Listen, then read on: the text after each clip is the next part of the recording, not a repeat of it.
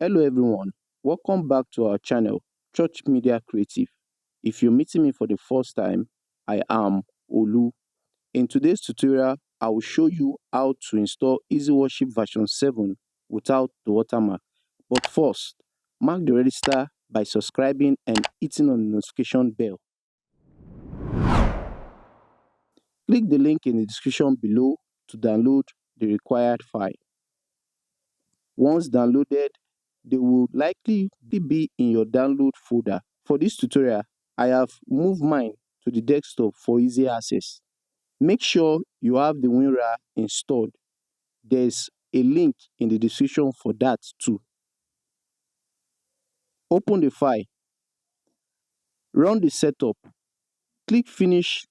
Run the setup. Click on the link in the description below to download the required file.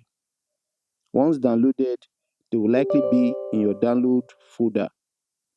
For this tutorial, I have moved mine to the desktop for easy access. Make sure you have WinRAR installed. There is a link in the description for that too. Open the files. Run the setup. Click Finish once installed. Click Finish once installation is complete. Do not open the Easyworship. Open the license folder. Click and drag the license file to your desktop. Open your desktop. Right click on your desktop, right click on the Easyworship shortcut and click Open File Location. In the file, in the folder that opens, copy and paste or drag and drop the license file. Copy and paste or drag and drop the license file into this location.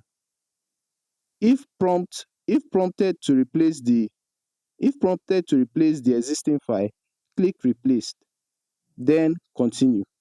Now open Easyworship, install the demo contents if prompted, and you're good to go. And you are all set.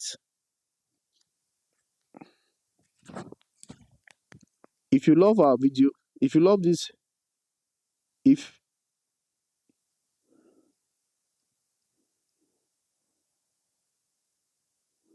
please do well to subscribe. It's